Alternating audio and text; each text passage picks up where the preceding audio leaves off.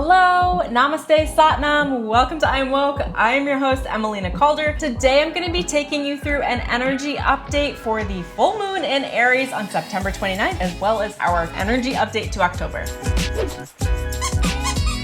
It's been a minute.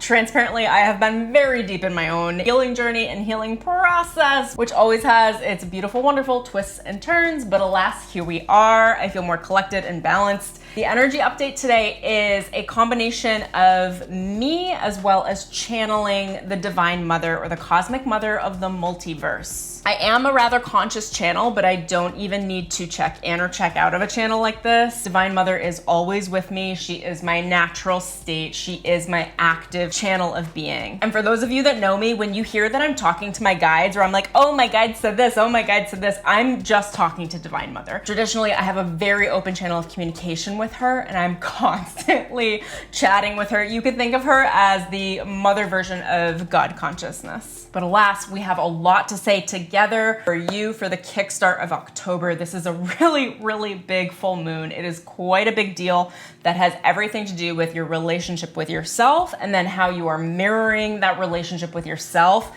externally in the world around you. Embracing the higher octave, evolved Aries traits that come with an extraordinary amount of self-worth, understanding who you are and how you are projecting the best aspects of yourself into your reality, expecting and both also demanding the best of the circumstances to meet you because you're worthy, because you deserve the best from this world. You deserve a good life. And that is what this is. This Aries full moon is here to show you. In the process of opening up that which you were meant to deserve, there may be a falling through. There may be destruction. Things that aren't working for you are going to be completely dismantled. And I don't know that there's a gentle way of saying that. It's just saying that, like, let room for the destruction to happen around you. Don't take it personally if that's something that you need to encounter in order to make room for your new chapter. That won't be for all of you. Many of you, there isn't a destruction. For many of you, it's just a reorganization. It's a reorganization of how you think about yourself, your thoughts, your feelings, your actions, your behaviors, your emotional sobriety, how you feel on a moment-to-moment basis, what you expect to receive from this beautiful world. We live in a benevolent universe. You should be expecting to receive the best, and that is where your attention is going to be put to the test here. The first theme is about getting sober about where you cause yourself pain. The reality here is that you are responsible for your own pain and you are responsible for your own healing. Regardless of the situations, events, circumstances, people, relationships around you, things that have happened to you, at the end of the day, your ability to choose whether you choose pain or whether you choose healing and gain is up to you. You can't control the people around you. You can't control the universe and its circumstances. You can only control you, how you show up, and what you decide, what it is that you engage with as far as what stories you're telling yourself, what you make events to mean, what you make anything in your life to mean. You know, if people have opinions about you, what you make those things mean about yourself, which then causes pain. If there are events that happen around you, what you make those mean about you, like, oh, this bad negative thing happened, so I'm not meant to have this. I was never meant to have it. You see, I knew that I was never worthy. Like, I'm just not smart enough, not intelligent enough, not rich enough. I was never meant to have this life. Whatever the doom and gloom process is, I would encourage you to inspect your day, to really do a deep, sober dive on who are you and how often do you engage in self-pity, self-worry, self-harm, and negative self-actualization, where you are literally forecasting negative things to happen to you, telling negative stories about you, negative circumstances, and giving yourself the curse of bad luck, when really you can give yourself good luck, when really you can choose to see differently, when really you are actively pursuing your own pain, because pain is an emotional cocktail in the body. We become addicted to those different emotions and what they secrete at the actual, like, physical chemical chemical level. And then we look to produce circumstances, thoughts, behaviors that would give us that familiar cocktail emotionally and physically. So we look to cause ourselves more pain. And generally speaking, that's done through overthinking. It is done through concern, through worrying, through assuming the worst. It's done through engaging in relationships that aren't working for us. It's like prying things open, looking to control people or what they're doing or what they say, or let it go. Recognize where you are responsible for your own pain, and then have the awareness and set the time aside to actually audit and view how you do this to yourself. How do you hurt yourself? How do you encourage your own pain?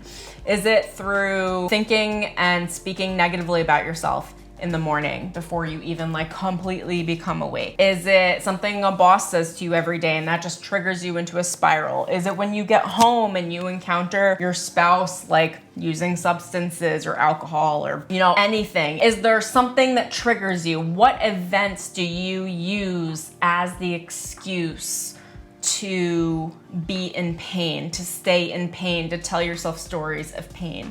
And look at them, and just your awareness around this will begin to lift the circumstances. Because as you become aware, you take the unconscious and make it conscious, and in doing so, you provide a lot of healing. Because then in these situations, as you are now conscious and aware, you can make different choices and different discoveries about yourself and how you want to move forward. Theme number 2 is cleaning house. You are going to be auditing your relationships. There's really no easy way of saying this or going about this, but the axis here is in Aries and Libra.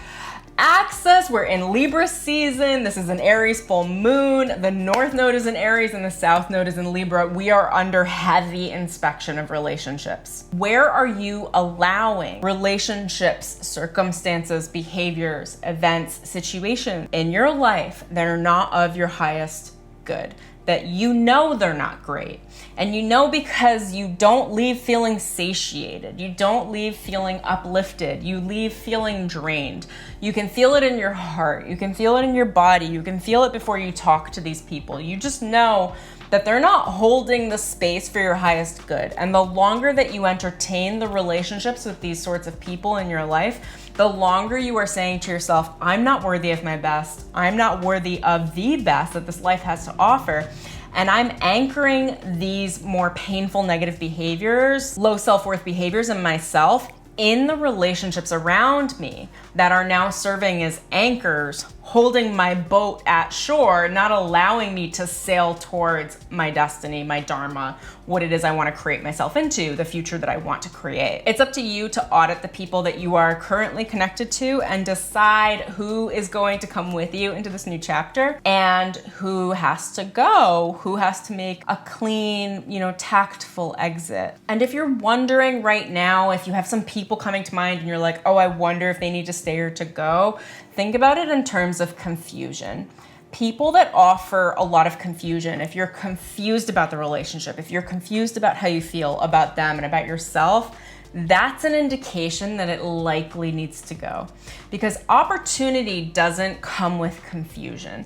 Real, true opportunity, good luck and prosperity is made very clear. It comes in loudly. Opportunity is like, here for you. I love you without condition. I'm always gonna love you.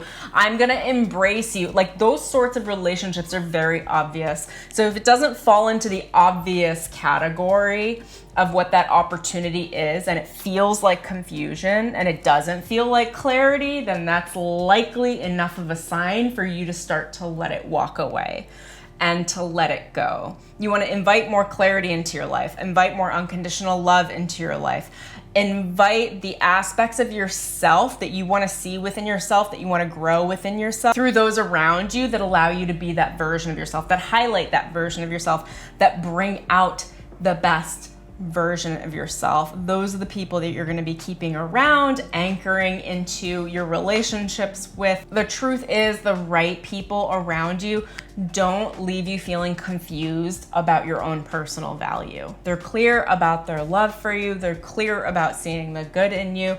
They're clear about allowing you to be the most of yourself while holding you to the standards of the higher versions of yourself and encouraging you to be that wonderful person that you are. And they do so with clarity. They do so with unconditional love. If you feel like there are conditions on the love that you're cultivating, then it's really a question for you to look into, why do I assume that there would be conditions on love? And also perhaps, where am I offering conditions on my love? Theme number 3 is observe what naturally lifts your energy and what depletes your energy. Everything that we do, whether it is a thought we think, whether it's an idea that we have or consume, whether it's an emotion that we feel, whether it's a relationship that we have engaged in, whether it's an activity or a work that we do, every single thing that we do, think, and feel and act is either giving us more energy or depleting our energy and taking energy from us in order to be done.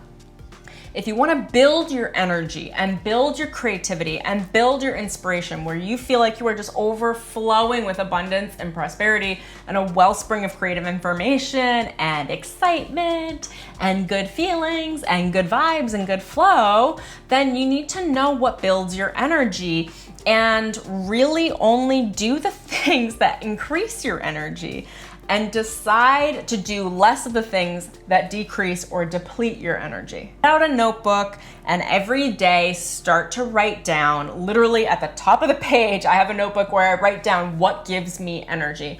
And when I notice things that really light me up or get me excited, no matter how small or big they are, I will write them down. One of those things for me is listening to metaphysics audiobooks. So I write that down on the top of my list. Listening to metaphysics audiobooks gives me energy.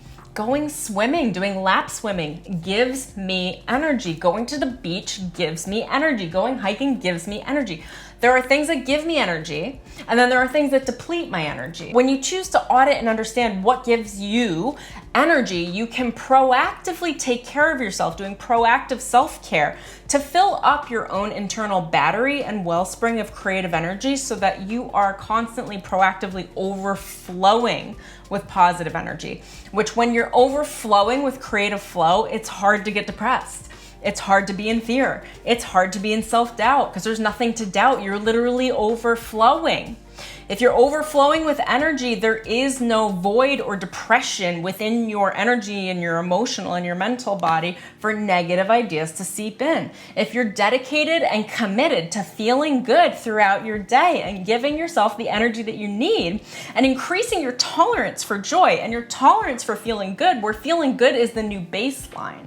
It's not worry, it's not concern, it's not emotional rejection, it's not emotional turmoil or emotional intoxication. When your baseline is just good, it is a neutral feeling good, slightly positive, like you have completely changed your game and given yourself all the energy that you're going to need to be a complete asset to yourself and everyone around you. This is the key to stable, emotional, mental, physical, and spiritual self-worth. If you want to feel really great about yourself, start increasing your tolerance about feeling really great about yourself. And you do that by over-exercising things that make you feel really great about yourself and having very low tolerance for any conversations, any relationships, any events, circumstances, or behaviors that would contribute to you not feeling great about yourself. So this is all about you identifying and understanding your own personal self-value and steering away from self-harm.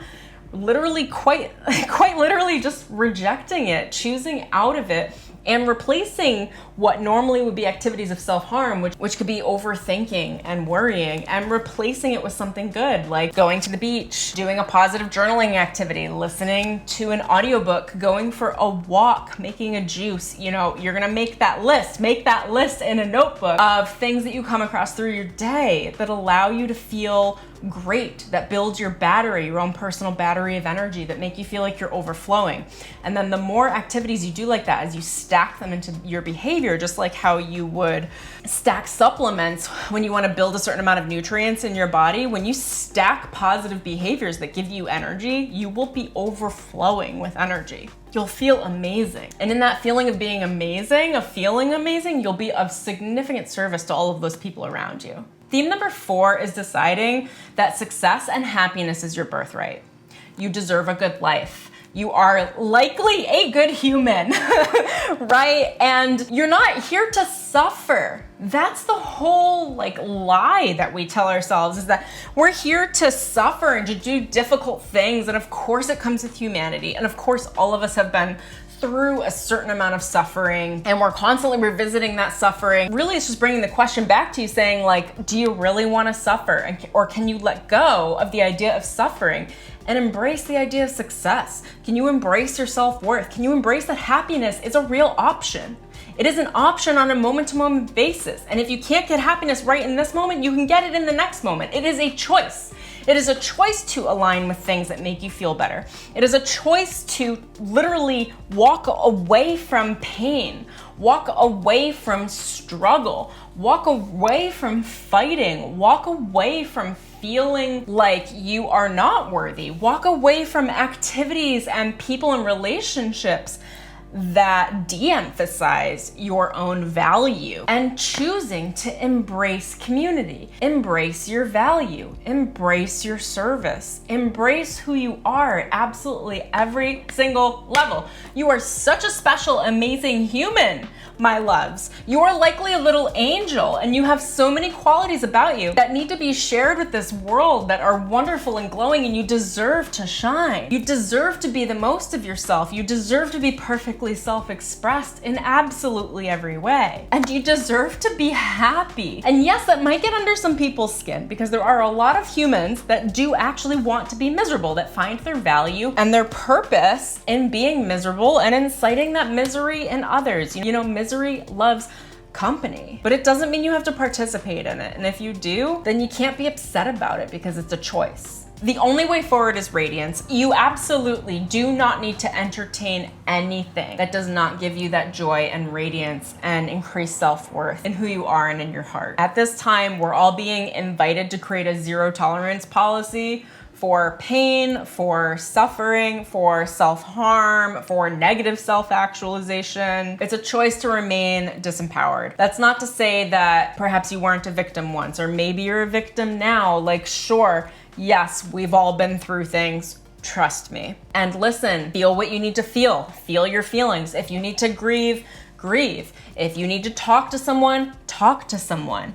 If you need to feel the underlying crunchy emotions, then go feel them, go take care of them. But they don't need to be a permanent substance in your life. They don't need to be a permanent fixture in your life. You don't need to hang on to them to prove that things have been hard for you in order for you to then access a better life. You can just literally let them go and allow the better life in, because that is how this universe works. Ultimately, at the end of the day, you choose. It is an active choice whether or not you engage in practices of depletion and self-harm, or whether or not you engage in practices of self-worth, self-love, and self-actualization. And that is a choice. Now, in all of this choice, this is the time where the universe is saying it's not about setting soft boundaries anymore on negative activities and negative behavior. This is a feast or famine time. And what I mean by that is it really comes down to your thoughts. How in control of your thoughts are you? Are you allowing yourself to think negatively? Do you know that the events that get spurred out in our reality are created first in our thoughts?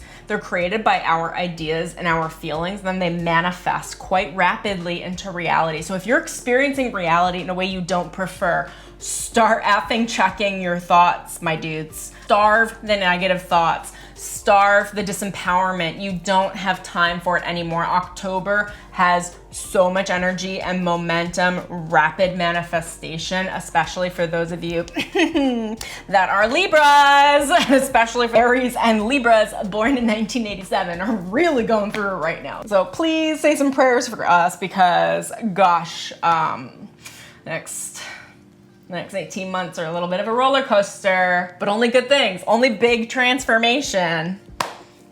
Starve the negative thinking. Give it absolutely no attention. If there's a thought you have that's negative, that's expecting a negative circumstance to happen or forecasting a negative event, delete it. Literally say delete, delete, delete 3 times. Delete it and then replace it. Replace it with the opposite. It is up to you and only you to be on top of your thinking, which is to be on top of your consciousness.